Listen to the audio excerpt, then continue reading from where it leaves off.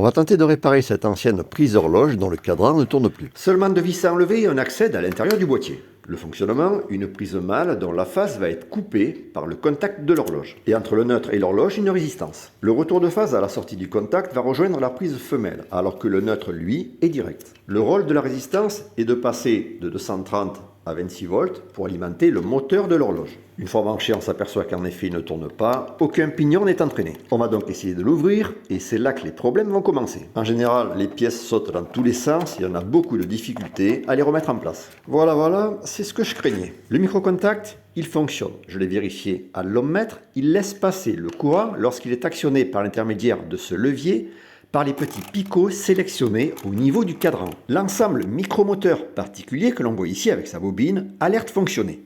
Il semblerait donc que ce soit le réducteur composé d'une série de pignons en plastique qui soit en cause. Je les ai nettoyés et suis arrivé à les remettre correctement en place après une réflexion de 20 minutes. Un vrai casse-tête chinois. Mais ça tourne et c'est le principal, on verra si ça continue une fois l'ensemble remonté.